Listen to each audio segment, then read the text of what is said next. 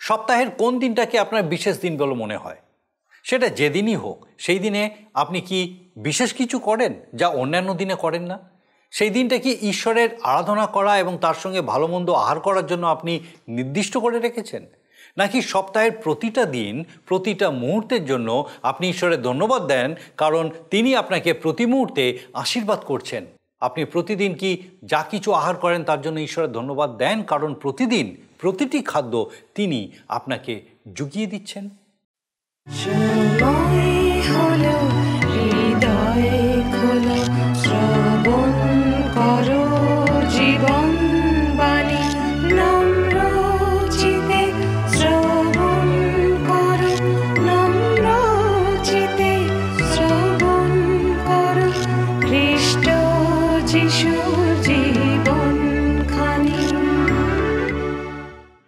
নমস্কার, প্রভু যীশু খ্রিস্টের মধুর নামে জীবনবাণী অনুষ্ঠানে আপনাকে স্বাগত জানাই। আমি খুব খুশি আজকে আপনি আমাদের সঙ্গে আরেকবার আমাদের এই জীবনবাণী অনুষ্ঠানে উপস্থিত হয়েছেন। আপনাকে অনেক অনেক ধন্যবাদ। বিশেষ করে প্রতিদিন আপনি আমাদের সঙ্গে আমাদের এই অনুষ্ঠানে উপস্থিত আছেন, ঈশ্বরের বাক্য থেকে জানছেন, শিখছেন। একই সঙ্গে আমরা আপনার কাছে কৃতজ্ঞ যে আপনি আপনার মতামত আমাদেরকে জানাচ্ছেন। এই অনুষ্ঠানে আপনার কীরকম লাগছে, ঈশ্বরের বাক্য থেকে যে আশীর্বাদ পাচ্ছেন এবং তা আপনার জীবনে কিভাবে কাজ করছে, এই সকল বিষয় আমাদেরকে জানাচ্ছেন। এই জন্য বিশেষভাবে আপনাকে ধন্যবাদ। আসুন আজকে আমাদের অনুষ্ঠানের শুরুতেই একটা গানের মধ্যে দিয়ে আমরা ঈশ্বরের গৌরব করি।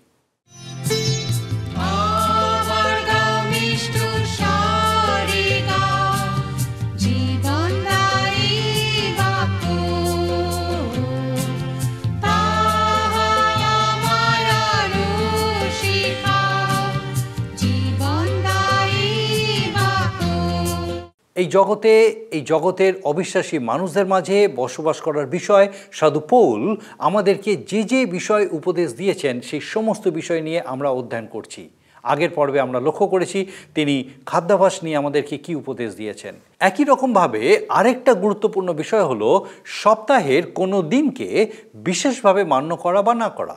এই বিষয়টা যে কেবল খ্রিস্টে অবিশ্বাসীদের মধ্যে সীমিত থাকে তা নয়, কিন্তু সমানভাবে বিশ্বাসীদের মধ্যেও এর প্রচলন আছে। আমরা হয়তো সপ্তাহের কোনো একটা দিনকে বিশেষভাবে মর্যাদা দিই, সেটাকে প্রভুর দিন বলে মান্য করি। আবার এও আমরা দেখি যে আমাদের মধ্যে অনেকে মনে করেন যে প্রতিটি দিনই ঈশ্বরের উদ্দেশ্যে পবিত্র। সাধু পৌল বলেছেন সপ্তাহের কোনো একটা দিন, তা সে রবিবার হোক কি শনিবার হোক কি শুক্রবার হোক, যারা পবিত্র বলে মান্য করেন তারা সেটা প্রভুর উদ্দেশ্যেই করেন। আবার যারা 7 দিনকেই পবিত্র বলে মনে করেন সেটা তারা প্রভুর উদ্দেশ্যেই করেন। ঠিক যেমন বিশেষভাবে কোনো খাদ্য আমরা গ্রহণ করি বা করি না, উভয়ই আমরা প্রভুর জন্য করি। আমরা কি খাবো বা খাবো না, অথবা আমরা কোন দিনকে বিশেষ মর্যাদা দেব বা দেব না, সেটা বিশেষ গুরুত্বপূর্ণ বিষয় নয়। গুরুত্বপূর্ণ বিষয় হলো স্বয়ং ঈশ্বর। আমরা যা কিছু করি না কেন, আমাদের প্রতিটি কাজে যেন আমরা ঈশ্বরকে গৌরবান্বিত করি। সুতরাং যে বিষয় গুরুত্বপূর্ণ নয় সেই বিষয় নিয়ে আমাদের সহবিশ্বাসী, আমাদের ভাই বোনদের সমালোচনা বা তাদের বিচার করা আমাদের কাম্য নয়। ঈশ্বরের কাছে কোনো খাদ্যই অপবিত্র নয়, আবার সপ্তাহের কোনো দিনই অপবিত্র নয়। সুতরাং এই সমস্ত বিষয় নিয়ে আমাদের কারোর বিচার করাও উচিত নয়। মনে রাখতে হবে যে আমাদের প্রত্যেককেই প্রভু যিশুর বিচারাসনের সামনে দাঁড়াতে হবে। যেভাবে তিনি চান সেই মতোভাবেই আসুন আমরা চলার চেষ্টা করি এবং দেখি যে আজকে ঈশ্বরের বাক্য কিভাবে এই সমস্ত বিষয় আমাদেরকে নতুনভাবে জানাতে চান, দেখাতে চান। আসুন আমরা আমাদের মূল আলোচনায় প্রবেশ করি। প্রিয় বন্ধু, জীবনবাণী ধারাবাহিক আলোচনায় আমি আপনাদের কাছে এর আগের দিন খ্রিস্ট বিশ্বাসীর স্বভাব গঠনের ক্ষেত্রে 3টি বিষয় দেখেছি। একটা হচ্ছে দৃঢ় প্রত্যয়, দ্বিতীয় হলো বিবেক বুদ্ধি, তৃতীয় হলো বিচার বিবেচনা। আসুন দৃঢ় প্রত্যয় যা বিশ্বাসীর নিজ কার্য সম্পর্কে থাকা প্রয়োজন, যে তা ভালো কি মন্দ সে বিষয় আমরা বিশদভাবে লক্ষ্য করব। সাধু পৌল আমাদের কাছে প্রথম মহান 3টি নীতি প্রকাশ করেছেন। আবার বললি, প্রথমটি হলো কি না আমাদের দৃঢ় প্রত্যয়, দ্বিতীয় হলো বিবেক বুদ্ধি, তৃতীয় হলো বিচার বিবেচনা। ধারাবাহিক আলোচনায় বর্তমানে আমি আপনাদের কাছে রোমীয়দের প্রতি প্রেরিত পৌলের পত্রের 14 অধ্যায় গত অনুষ্ঠানে প্রথম 4টি পদ আলোচনা করেছি। আজকের 5 পদ থেকে আলোচনা শুরু করব। যদি আপনার কাছে বাইবেল আছে তবে নিশ্চয়ই করে আমার সঙ্গে খুলবেন এবং আমার সামনে যে বাইবেল রয়েছে তাতে পুরাতন নিয়মের পরে যে নূতন নিয়ম অর্থাৎ বাইবেলের শেষের দিকে 326 পৃষ্ঠায় এই অংশটি আমরা পাব। লেখা আছে এখানে, একজন একদিন হইতে অন্য দিন অধিক মান্য করে, আর একজন সকল দিনকেই সমানরূপে মান্য করে। প্রত্যেক ব্যক্তি আপন আপন মনে স্থির নিশ্চয় হোক। আমরা দেখি যে প্রত্যেক ব্যক্তি আপন আপন মনে স্থির নিশ্চয় হোক। প্রথম বিষয় হল দৃঢ় প্রত্যয়। খাদ্য ভোজনতে এখন সাধু পৌল প্রসঙ্গ পরিবর্তনপূর্বক এসেছেন দিনের বিষয়। সকল বিষয় বিশ্বাসীর অন্তরে দৃঢ় প্রত্যয় থাকা উচিত। কেউ বলে প্রভুর দিন হল রবিবার, অপর কিছু মানুষ শনিবারকে প্রভুর দিন বলে গণ্য করে। বিশ্বাসীদের মধ্যে ব্যতি রেখে এই দিন সম্পর্কে বিশেষ ধ্যান ধারণা কারও নেই। কোনো বিশেষ দিন বলে গুরুত্ব প্রদানের ব্যাপার নয়। প্রকৃত কথা হল সাধু পৌল যা কলসীয় মণ্ডলীকে 2:16 বলেছেন, অতএব ভোজন কি পান কি উৎসব কি অমাবস্যা কি বিশ্রামবার, এই সকলের সম্বন্ধে কেহ তোমাদের বিচার না করুক। এ সকল তো আগামী বিষয়ের ছায়া মাত্র, কিন্তু দেহ খ্রিস্টের। আত্মিক বিষয় খ্রিস্টে অবস্থানপূর্বক পবিত্র আত্মার নির্দেশে আপনার আমার বা খ্রিস্ট বিশ্বাসীর নিজের মধ্যে এক আত্মপ্রত্যয় নিশ্চয়ই জেগে উঠবে। খ্রিস্টীয় সত্য তাকে সেই স্বাধীনতা দিয়েছে যা কাউকে জিজ্ঞাসা করে জানবার প্রয়োজন হয় না। নিজেই আত্মার নির্দেশ পাওয়া যায়। নিজের মধ্যে শুধু চাই আত্মার বশে থেকে জীবন যাপন। আত্মিকভাবে তাই হল দৃঢ় প্রত্যয়। তার দ্বারা আপনি এবং আমি অর্থাৎ ঈশ্বরের সন্তান নিজের মধ্যে বুঝতে পারব যে যে কাজ আপনি করছেন বা আমি করছি, বা আপনি যে কথা বলছেন, যে সিদ্ধান্ত আপনি নিচ্ছেন, তা আপনার দ্বারা মঙ্গলই সাধিত হচ্ছে, অমঙ্গল নয়। অথবা এ বিষয় আমার জন্য মঙ্গল নয়, আমার করা সঙ্গত নয়। হ্যাঁ, তাকে স্থির নিশ্চয় হতে হবে নিজের মনে। মনের কানায় কানায় পরিপূর্ণ দৃঢ় নিশ্চয়তা চাই নিজের কাজের বা সিদ্ধান্তের বিষয়। তার মন, তার হৃদয়, তার ইচ্ছা, তার পূর্ণ সত্তায় থাকা চাই পূর্ণোদ্যম, গুরুত্ব প্রদান। নিছক খেলার ছলে বা হুজুকে মাথা নয়, বিষয়টা সম্পর্কে গুরুত্ব প্রদানপূর্বক কাজটা করা চাই। জগতে যে কাজেই রত থাকি, উদ্যম ও নিষ্ঠা এবং গুরুত্ব প্রদান ব্যতি রেখে সেই কার্য যথার্থ সাধিত হয় না। তাহলে তা ঈশ্বরের জন্য আরও কত না অধিক প্রয়োজন। প্রভুর উদ্দেশ্যেই প্রতিটি দিন পালনীয়। বাইবেলের নতুন নিয়মে রোমীদের প্রতি প্রেরিত পৌলের পত্রে 14 অধ্যায় আমরা এবারে দেখব 6 এবং 7 পদ। এখানে লেখা আছে, দিন যে মানে সে প্রভুর উদ্দেশ্যেই মানে, আর যে ভোজন করে সে প্রভুরই উদ্দেশ্যেই ভোজন করে, কেননা সে ঈশ্বরের ধন্যবাদ করে। এবং যে ভোজন করে না সেও প্রভুর উদ্দেশ্যেই ভোজন করে না এবং ঈশ্বরের ধন্যবাদ করে, কারণ আমাদের মধ্যে কেহ আপনার উদ্দেশ্যে জীবিত থাকে না এবং কেহ আপনার উদ্দেশ্যে মরে না। দেখুন, ঈশ্বরের উদ্দেশ্যে দিন পালন এ হলো বিশেষ কথা। নিজের ইচ্ছা বা নিজের সুবিধা বড় কথা নয়। যেহেতু প্রভুই আমাদের মস্তক, সেহেতু প্রভুর উদ্দেশ্যেই দিন মান্য করা উচিত। আমাদের জন্য প্রতিদিন ঈশ্বরের সম্মুখাসম্মুখী থেকে দিনটি অতিবাহিত হওয়া প্রয়োজন। ঠিক এমনভাবেই ভোজনের বিষয়টা গ্রহণ করুন। দিনের ক্ষেত্রে যেমন ঈশ্বরের উপাসনার উদ্দেশ্যে একটা বিশেষ দিন মান্য করতে ইচ্ছা হলে অবশ্যই গুরুত্বসহ উৎসাহিত ও একাগ্র চিত্তে তা করতে হবে। ঠিক তেমনি প্রতিমার সম্মুখে উৎসর্গীকৃত মাংস যে খ্রিস্টীয় সন্তানটি ভোজন করে সে যেমন ঈশ্বরকে ধন্যবাদ দিয়ে তা গ্রহণ করে, যে ওই মাংস স্পর্শ করতেও ঘৃণাবোধ করে সেও ঈশ্বরকে ধন্যবাদ দিয়েই তা হতে দূরবর্তী থাকে। দুজনেই প্রভুর উদ্দেশ্যে কাজ করে। আমরা দেখি বিশেষ করে যে অংশটি আমরা পাঠ করেছি সেখানে 7 পদ অনুযায়ী আমরা এ বিষয়ে সুনিশ্চিত যে জীবন কি মৃত্যু কোনো কিছুই আমাদের হাতে নেই। মনে রাখবো আমরা যে একদিন তাঁরই কাছে আমাদের হিসাব নিকাশ দিতে হবে। তাই খ্রিস্ট হতে দূরবর্তী থেকে খ্রিস্টানের জীবন যাপন সম্ভব নয়। যেহেতু খ্রিস্টই তার উদ্ধারকর্তা, খ্রিস্টেতে জীবন ধারণ, খ্রিস্টেতে মৃত্যু, এ হল খ্রিস্টানের জীবনের মূল বিষয়। এখন প্রশ্ন হল যে কীরূপে সে জীবন যাপন করে। এর মাধ্যমেই তাকে চেনা যায়, কি ভোজন বা পান করল তার মাধ্যমে নয়। আসুন আরেকটি অংশ আমরা পাঠ করি। যদি আপনার সামনে বাইবেল আছে তাহলে আমার সঙ্গে খুলুন। এটিও বাইবেলের নতুন নিয়মে, আর এটিও সাধু পৌলের লেখা। 2 করিন্থীয় তার 5 অধ্যায় 10 পদ। আবার বলছি, যারা খুলছেন তারা খুলে দেখুন। 2 করিন্থীয় 5 অধ্যায় 10 পদে লেখা আছে, কারণ আমাদের সকলকেই খ্রিস্টের বিচারাসনের সম্মুখে প্রত্যক্ষ হইতে হইবে, যেন সৎকার্য কি অসৎকার্য হোক, প্রত্যেকজন আপনার কৃতকার্য অনুসারে দেহ দ্বারা উপার্জিত ফল পায়। সেদিন আপনি বা আমি আমাদের পার্থিব জীবনের দিন শোনাতে বা আমাদের সেই দিনগুলোতে ভোজনের মেজে বা টেবিলেতে কি ভোজন করেছি, আমিষ কি নিরামিষ, কত উপবাস করেছি, সে সমস্ত বিচার্য বিষয় হবে না।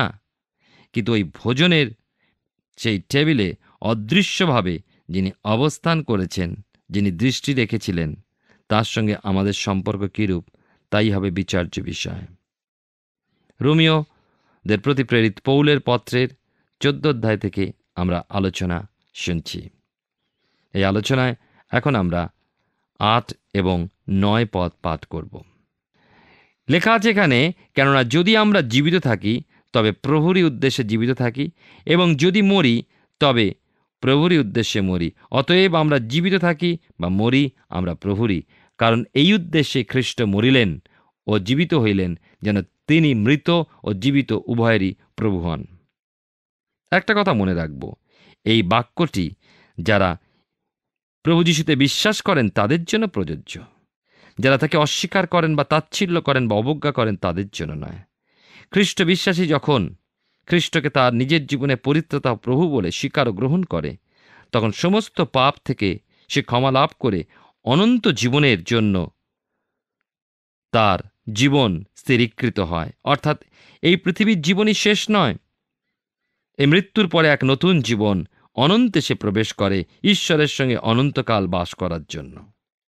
অতএব যে বিশ্বাস করে প্রভু যিশুতে এবং যার জীবন প্রভুর জন্য, অর্থাৎ প্রভুর দাস হিসাবে কৃতদাস উপরে, তখন জীবিত থাকা তার উদ্দেশ্যেই, যা কিছু করা তার উদ্দেশ্যেই, এবং যদি সে মরে তাহলেও সে প্রভুর জন্য, অর্থাৎ প্রভুর সঙ্গে সে অনন্তে প্রবেশ করে। আমাদের জীবিত অবস্থায় বা আমাদের মৃত্যু সকলেই প্রভুর পথে চলতে চলতেই সম্পন্ন হোক, এই আমাদের প্রার্থনা। খ্রিস্টের মৃত্যু ও খ্রিস্টের পুনরুত্থান হেতু খ্রিস্ট বিশ্বাসী তার জীবনে মরণে সকল ক্ষেত্রেই প্রভুরই। আর এ ব্যতিরেক মৃত জীবিত সকলেরই তিনি প্রভু হন। এজন্য প্রভু যিশুর মৃত্যু ও পুনরুত্থান সংগঠিত হয়েছে। অর্থাৎ আপনিও আপনার জীবনে খ্রিস্ট যিশুকে প্রভুত্ব দিয়ে আপনি তাঁর হয়ে যেতে পারেন। তাহলে এই জীবনে কি ওপারে আপনার জীবন তাঁর জন্যই এবং তাঁর জীবন আপনার জন্য। রোমীদের প্রতি প্রেরিত পৌলের পত্রের আমরা 14 অধ্যায় থেকে আলোচনা করছি। আসুন, আপনার সামনে বাইবেল থাকলে এখন পাঠে যোগ দিন। 14 অধ্যায় 10 থেকে 12 পদ লেখা আছে এখানে, কিন্তু তুমি কেন তোমার ভ্রাতার বিচার করো? কেনই বা তুমি তোমার ভ্রাতাকে তুচ্ছ করো? আমরা সকলেই তো ঈশ্বরের বিচারাসনের সম্মুখে দাঁড়াইব। কেননা লিখিত আছে, প্রভু কহিতেছেন, আমার জীবনের দিব্য আমার কাছে প্রত্যেক জানু পাতিত হইবে এবং প্রত্যেক জিহ্বা ঈশ্বরে গৌরব স্বীকার করিবে। 12 পদে লেখা আছে, সুতরাং আমাদের প্রত্যেকজনকে ঈশ্বরের কাছে আপন আপন নিকাশ দিতে হইবে। আপনার কি মনে পড়ে যে ব্যভিচারী স্ত্রীলোকটিকে ফরিসি দল প্রস্তরাঘাতে বধ করতে চেয়েছিল? প্রভু যীশু কি বলেছিলেন? তোমাদের মধ্যে যে নিষ্পাপ সেই প্রথমে ইহাকে পাথর মারুক। সেদিন কেউ পাথর মারতে পারেনি ওই ব্যভিচারিণীকে।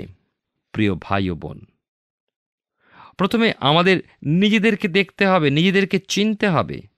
সব থেকে বড় সমস্যা, আমরা নিজেদেরকে নিজেরা চিনি না, আমরা জানি না। আমরা নিজেকে নিজেরা বাহবা দিই, অন্যের বাহবা দ্বারা আমরা চলি। আমরা অন্যের হাততালি পেলে গর্বিত হই, নিজেকে আত্মপরীক্ষার সময় পাই না। এমন ব্যস্ততার মধ্যে আমরা থাকি এবং চাটুবাক্যে বা মানুষের তোষামোদে আমরা এতই ফুলে ফেঁপে উঠি যে আমরা আমাদের নিজেদেরকে দেখি না, নিজেদের দুর্বলতা, আমাদের নিজেদের অবস্থা আমরা উপলব্ধি করি না। আমাদেরকে ওই বিচার স্থানে একদিন উপস্থিত হতে হবে। মনে রাখবো, দিতে হবে প্রভুর কাছে আপন আপন কর্মের, কাজের বিশ্বাস এবং হিসাব। আমরা আমাদের আঙ্গুলগুলোর মধ্যস্থিত যে আঙ্গুলটি যখন অন্যের প্রতি তুলে ধরি, মনে রাখবেন অন্য আঙ্গুলগুলো আমাদের দিকে তাকায়। অপরকে কিভাবে দোষারোপিত করব? কারণ সত্য জীবিত ঈশ্বর আপন মুখনির্গত বাক্যে প্রকাশ করেছেন, প্রত্যেক জানু তার কাছে পাতিত হবে, প্রত্যেক জিহ্বা তাঁর গৌরব স্বীকার করবে। যাকে ঈশ্বর গৌরবান্বিত করেছেন, অতিশয় উচ্চ পদান্বিত করেছেন এবং সমুদয় নাম অপেক্ষা শ্রেষ্ঠ নাম দান করলেন। প্রত্যেক মানুষের কণ্ঠ সেদিন খ্রিস্টের জয়গানে মুখরিত হবে। সেই ঈশ্বরের কাছেই নিজেদের ব্যক্তিগত সকল কাজের কথার, আচার আচরণের হিসাব দিতে হবে। অতএব অপরের বিচার না করে নিজেকে শুদ্ধ ও সিদ্ধ করে তোলার জন্য আমরা সচেষ্ট হই। প্রিয় ভাই ও বোন, আমরা ঈশ্বরের গৌরব করি, ঈশ্বরের প্রশংসা করি যে ঈশ্বর তার প্রিয়পুত্র প্রভু যীশুর মধ্যে দিয়ে আমাদেরকে পবিত্র করেছেন, পাপ থেকে মুক্ত করেছেন। তাই আমাদের বিচার সেই ক্রুশেতে হয়ে গিয়েছে। বিশ্বাস করেন, সেই পাপের যে মহা বিচার, তার থেকে আমি আপনি রক্ষা পাব। কিন্তু আমরা যে কেমন কর্ম করেছি তার হিসাব একদিন দিতে হবে। কারণ আমরা যারা ঈশ্বরের অনুগ্রহে বিশ্বাসে সেই পরিত্রাণ বা মুক্তি লাভ করেছি, আমরা উত্তম কার্যের নিমিত্তই আজকের আহত হয়েছি। উত্তম কাজের দ্বারা পরিত্রাণ পাওয়া যায় না, কিন্তু পরিত্রাণ পাওয়ার পর উত্তম কার্যের জন্য আমরা আহত হই। রোমীদের প্রতি প্রেরিত পৌলের পত্রে 14 অধ্যায় আমরা আলোচনায় আছি। 13 থেকে 15 পদে আমরা এখন যাব। অতএব আইসো, আমরা পরস্পর কেহ কাহারও বিচার আর না করি, বরং তোমরা এই বিচার করো যে ভ্রাতার ব্যাঘাতজনক কি বিঘ্নজনক কিছু রাখা অকর্তব্য। আমি জানি এবং প্রভু যীশুতে নিশ্চয় বুঝিয়াছি, কোন বস্তুই স্বভাবত অপবিত্র নয়, কিন্তু যে যাহা অপবিত্র জ্ঞান করে তাহারই পক্ষে তাহা অপবিত্র। বস্তুত তোমার ভ্রাতা যদি খাদ্য সামগ্রী প্রযুক্ত দুঃখিত হয়, তবে তুমি আর প্রেমের নিয়মে চলিতেছ না, যাহার নিমিত্ত খ্রিস্ট মরিলেন। তোমার খাদ্য সামগ্রী দ্বারা তাহাকে নষ্ট করিও না। অপরের আত্মিক জীবন দুর্বল হয়ে পড়তে পারে, এমন কিছু আমাদের করা উচিত নয়।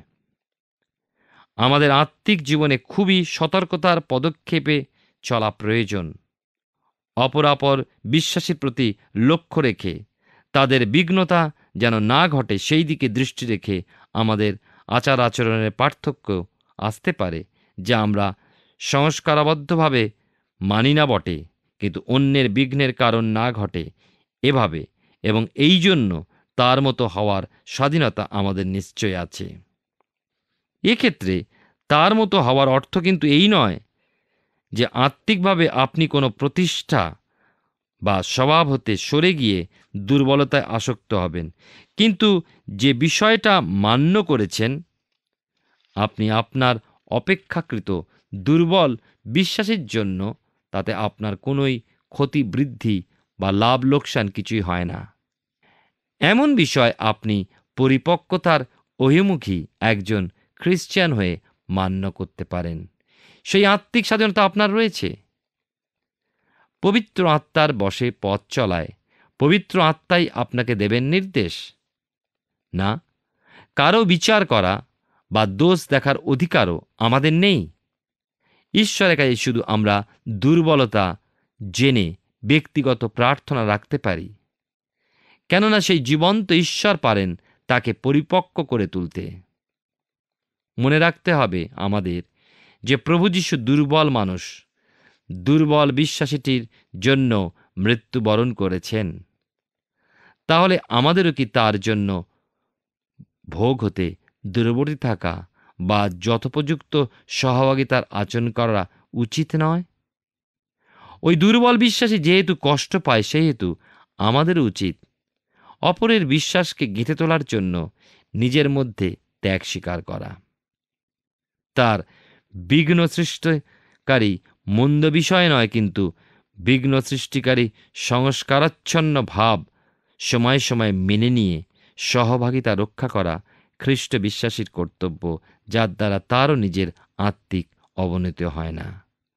অর্থাৎ এই কথাই বলতে চেয়েছেন সাধু পৌল, যে আমরা অন্যের যেন বিঘ্নের বা বাধার কারণ না হই। এমন কোনো আচরণ হয়তো আপাত দৃষ্টিতে মন্দ নয়, কিন্তু একজন নতুন বিশ্বাসী তার কাছে আঘাতের কারণ হতে পারে। যদি আমরা উপলব্ধি করি, তাহলে সেই মন্দ কাজ বা সেই ভুল ধারণা যেন ওই নতুন বিশ্বাসী ভাইয়ের জীবনে না ঘটে, সেই কারণে আমার উচিত সংযত হয়ে তার কাছ থেকে সেই কাজ থেকে বিরত থাকা, তার মধ্যে দিয়ে খ্রিস্টের সাক্ষ্য আমরা তুলে ধরব। অনেক সময় ন্যায় কার্য আমরা করা থেকে বিরত হতে পারি এই কারণেই যেন অন্যজন বাধাপ্রাপ্ত না হয়। এর মানে এই আমি বলছি না যে ন্যায় কাজ না করে আপনি অন্যায় করবেন, তা আমি বলছি না। কিন্তু এমন অনেক কাজ আছে বা এমন অনেক খাবার না খেলে আমাদের কোনো ক্ষতি হয় না, অথচ সেই খাবার খেলেও ক্ষতি হয় না, না খেলেও ক্ষতি হয় না। কিন্তু একজন ভাইয়ের সামনে আদর্শ হবার জন্য যদি না খেলে চলে, তাহলে তা না খাওয়াই ভালো। অর্থাৎ আমরা যেন কারোর জীবনে বিঘ্ন না জন্মাই। প্রিয় ভাই বোন, আমি আপনাদের কাছে বাইবেলের একটি গুরুত্বপূর্ণ পুস্তক, রোমীয়দের প্রতি প্রেরিত পৌলের পুস্তক, যা আমাদের একান্ত জানা প্রয়োজন। 4টি সুসমাচার থেকে শিক্ষাই যথেষ্ট নয়, কিন্তু ঈশ্বরের বাক্যের গভীরে তার সত্য আমাদের প্রত্যেকের উপলব্ধি করা উচিত। যে কথা সাধু পৌল তার বাক্যের মধ্যে দিয়ে আমাদেরকে শেখাচ্ছেন যে কেমন আচরণ আমাদের করা উচিত, যে আচরণের দ্বারা অন্যেরা যেন বাধাপ্রাপ্ত বা দুঃখার্ত না হন। সেই কারণে তিনি বলছেন আমরা যেন কারোর বিচারও না করি এবং এমন কোনো কাজ না করি যার জন্য আমার ভাই বিঘ্ন লাভ করে। অর্থাৎ সাধু পৌল বলছেন, আমি জানি এবং প্রভু যীশুতে নিশ্চয় বুঝেছি কোনো বস্তু স্বভাবতই অপবিত্র নয়, কিন্তু যে যা অপবিত্র জ্ঞান করে তার কাছে তা অপবিত্র। আর সেই কারণে যদি তোমার ভাই যদি খাবার সম্পর্কে দুঃখিত হয়, তবে তুমি আর প্রেমের নিয়মে চলছ না। অর্থাৎ যদি আমি প্রেমে চলছি, তাহলে সেই খাবার না খাওয়াই আমার পক্ষে উত্তম। প্রিয় শ্রোতা বন্ধু, প্রিয় ভাই ও বোন, অদ্ভুত এক সুন্দর শিক্ষার মধ্যে দিয়ে প্রভু যীশু এইটি শেখাচ্ছেন আমরা যেন অন্যের কাছে আদর্শ হই, যে শিক্ষা প্রভু যীশুর কাছ থেকে সাধু পৌল পেয়েছিলেন এবং সেই জীবন তিনি তার জীবনে প্রকাশ করেছেন এবং তার লেখনীর মধ্যে দিয়ে আমাদের কাছে আজকে প্রকাশ করছেন। আসুন খ্রিস্টীয় জীবনে চলতে চলতে আমরা যেন আদর্শ জীবনযাপনের জন্য দৃঢ় পদক্ষেপ নিই। আমি সব জানি, এটাই যথেষ্ট নয়, কিন্তু আমার জানাটা আমার জীবন দিয়ে যেন প্রকাশ পায়। ঈশ্বর আপনার জীবনে মঙ্গল করুন। আমরা রোমীয় পুস্তক থেকে ধারাবাহিকভাবে অধ্যয়ন করছি, আর আমার বিশ্বাস মহান ঈশ্বর বিশেষভাবে তার জীবন্ত বাক্য দ্বারা আপনার সঙ্গে কথা বলছেন। কলসীয়দের প্রতি সাধু পৌলের পত্রে 3:23 পদে তিনি বলেছেন, যাহা কিছু করো প্রাণের সহিত কার্য করো, মনুষ্যের কর্ম নয়, কিন্তু প্রভুরই কর্ম বলিয়া করো। আমার বিশ্বাস সাধু পৌলের এই উপদেশ আমাদের আজকের বিষয়বস্তুর বিষয়ে বিশেষ প্রযোজ্য। আমরা কোনো একটি দিন অথবা কোনো একটি খাদ্যকে বিশেষভাবে দেখব কি দেখব না, সেটা নির্ভর করে সেই কাজ আমরা প্রভুর কাজ রূপে করছি নাকি আমাদের নিজেদের সুবিধার জন্য করছি। সপ্তাহের কোনো একটি দিনেই আমরা কেবল ঈশ্বরের উপাসনা করব, কারণ সেই দিন আমরা আমাদের জাগতিক কাজকর্ম থেকে অব্যাহতি পাই, অথবা আমরা বিশেষ বিশেষ খাবার খাবো কারণ সেগুলো খেতে আমাদের ভালো লাগে। মনের এই প্রবৃত্তি যেন আমাদের না হয়। আমাদের প্রতিটি কাজ যেন ঈশ্বরের গৌরবার্থে হয়। বস্তুত শুধু আমাদের খাদ্য পানীয় নয়, আমাদের ঈশ্বর আরাধনার জন্য নির্দিষ্ট কোনো দিন নয়, কিন্তু আমাদের জীবনের প্রত্যেকটা কর্ম, প্রত্যেকটা আচার ব্যবহার, রীতিনীতি সবই যেন ঈশ্বরের উদ্দেশ্যে আমরা করতে পারি। আমরা এই জগতে যা কিছু করি না কেন ঈশ্বরের কাছে সবই বিচার্য, আর এই আচরণ সম্বন্ধে আমাদের অন্যের বিচার করাও উচিত নয়। আমাদের মনে রাখতে হবে, প্রভু বলেছেন, আমার কাছে প্রত্যেক জানু পাতিত হবে এবং প্রত্যেক জিহ্বা ঈশ্বরের গৌরব স্বীকার করবে। প্রত্যেক দিন ঈশ্বর আমাদের জীবনে দিয়েছেন যেন আমরা তার সান্নিধ্যে এসে তার সঙ্গে সময় কাটাই, ব্যক্তিগতভাবে পারিবারিকভাবে তার সঙ্গে সময় দিই, এবং রবিবার সপ্তাহের প্রথম দিন একসঙ্গে সহবিশ্বাসীদের সঙ্গে মিলে যেন ঈশ্বরের গৌরব করি। এটাই হচ্ছে ঈশ্বরের প্রক্রিয়া, প্রতি মুহূর্তে প্রতিনিয়ত তার সঙ্গে থাকা এবং তার গৌরব করা। আসুন প্রার্থনা করি, আর আমি চাইব এই সময় আপনিও আমার সঙ্গে প্রার্থনায় যোগ দিন। মঙ্গলময় পিতা, প্রভু তোমার ধন্যবাদ দিই যার একটি বার তোমার জীবন্ত বাক্য আমাদের সামনে তুমি রেখেছ। ধন্যবাদ দিই তোমার বাক্যের এই সত্য আমাদের প্রত্যেক দর্শক বন্ধু তাদের কাছে বিশেষভাবে আরেকটি বার তুমি প্রকাশ করেছ। প্রার্থনা করি প্রভু, সেই প্রত্যেকে যেন তোমার সঙ্গে সহভাগিতায়, তোমার ঘনিষ্ঠতায়, পিতাগো তোমার সান্নিধ্যে জীবনে প্রত্যেক মুহূর্ত থাকতে পারে। আশীর্বাদ করো। কোনো একটা বিশেষ দিন নয়, কোনো একটা বিশেষ মুহূর্ত নয়, কিন্তু প্রত্যেক মুহূর্ত যেন পিতাগো ব্যক্তিগতভাবে, পারিবারিকভাবে এবং মাণ্ডলিকভাবে পিতাগো প্রত্যেকে তোমার সঙ্গে মিলিত হতে পারে, তোমার গৌরব, তোমার স্তুতি, প্রশংসা করতে পারে, তোমার আরাধনা করতে পারে। আমাদের সেই প্রত্যেক দর্শক বন্ধু, তাদের পরিবার পরিজন প্রত্যেককে তোমার চরণে সমর্পণ করি। প্রভু তোমার পবিত্র পরাক্রমে তাদের পূর্ণ রাখো, সুরক্ষিত রাখো, আশীর্বাদযুক্ত রাখো, সুস্থ সবল রাখো এবং তোমাতে বৃদ্ধি পেতে সাহায্য করো।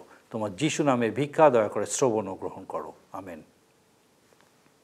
ঈশ্বর তার মহা অনুগ্রহে তার জীবন্ত বাক্য দ্বারা আমাদের সঙ্গে কথা বলেন এবং দেখান কিভাবে তিনি আমাদের জীবনে কাজ করতে চান, কিভাবে তিনি চান যেন আমরা তার সান্নিধ্যে আরও বৃদ্ধি পাই, পেরে উঠি। আমার বিশ্বাস এইভাবেই জীবনবাণী অনুষ্ঠানে আপনি উপস্থিত থাকবেন, যখন ঈশ্বরের বাক্যের এই আলোচনায় ঈশ্বরের সান্নিধ্যে এইভাবেই আমরা বৃদ্ধি পেতে থাকব। ঈশ্বর আপনার মঙ্গল করুন। প্রিয় বন্ধু, আশা করি জীবনবাণী অনুষ্ঠানটি আপনার ভালো লেগেছে। আর যদি ভালো লেগে থাকে তাহলে অবশ্যই আমাদের একটি মিসড কল দিন। আপনার দেওয়া মিসড কলটি আমাদের কাছে অতি মূল্যবান।